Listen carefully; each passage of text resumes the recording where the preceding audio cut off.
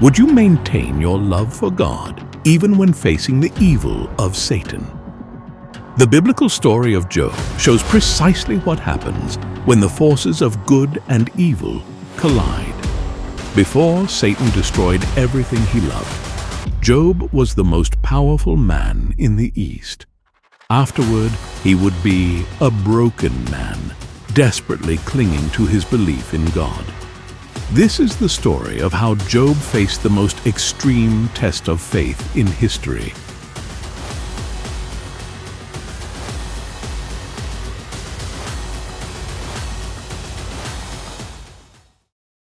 When his story began, Job was rich and powerful. He had several thousand sheep, camels, oxen, donkeys, and servants.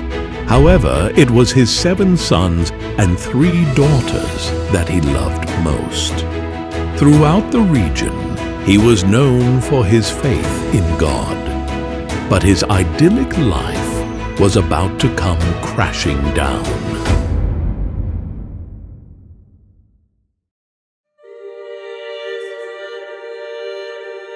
God was confronted by Satan. After patrolling the world, Satan had found Job. "Where have you come from?" From roaming throughout the earth, going back and forth on it. "Have you considered my servant Job?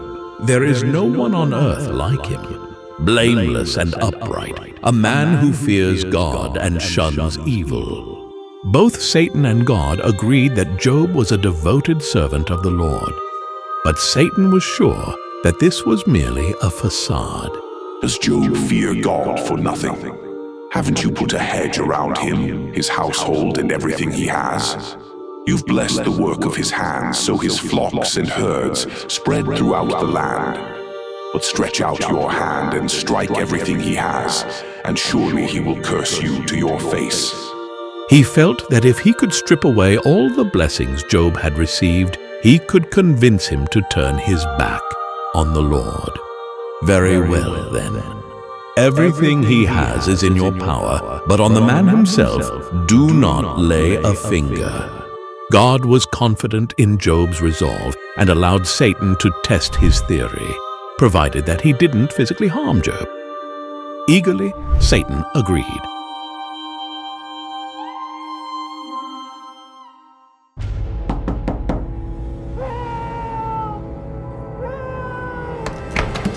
Soon after that, Job got a string of messages, with each announcement bringing grim news. One messenger told him that a vicious tribe had attacked and stolen his donkeys and oxen and killed all his servants. The next one revealed that a fire had burned all the sheep and shepherds. Another told him how a raiding party had stolen his camels. But the fourth servant revealed the most devastating news of all. A strong wind had come along and collapsed his brother's house. All his children had been killed. After finding all that he held dear had been destroyed, Job fell to his knees and shaved his head. But he never stopped praising God. This level of destruction wasn't enough for Satan. So the devil proposed a second, more brutal challenge. He would attack Job's health. Once again, God agreed, though he didn't permit Satan to kill Job. It didn't take long for Satan to put his wicked plan into action. He covered Job's body with painful sores. This took Job's suffering to a whole new level. But he still didn't lose his faith in God. 3 of Job's friends arrive and find him sitting in agony. After 7 days of silence, his friends start discussing Job's predicament. But their advice doesn't help him. They maintain that he must have done something to upset God, and he is getting his divine punishment. This only makes Job feel worse. Despite his friends insisting he has done something wrong, he maintains his righteousness.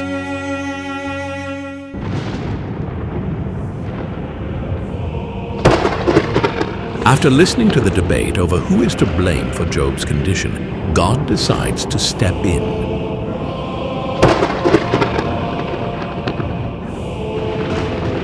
Where were you when I laid the foundations of the earth? Tell me, if you understand. The Lord decides to ask a barrage of rhetorical questions about how the world was created and how nature operates. Job is forced to admit that he doesn't understand the almighty power that God can wield. Knowing that Job had understood the message, God decided to reward his loyal servant.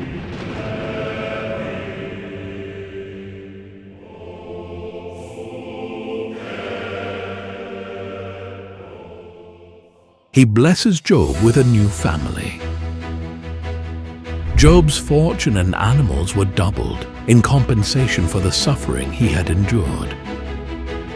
Christians can learn a few important lessons from the story of Job. First, the ways of the Lord are beyond the understanding of humans. We can't begin to comprehend God's plan. So, we need to trust that He has our best interests at heart. There is another important message to note.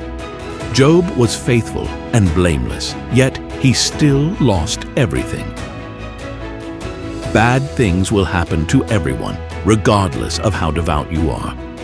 Suffering might not always be a divine punishment. The most important thing is to remain committed to God, even through difficult times.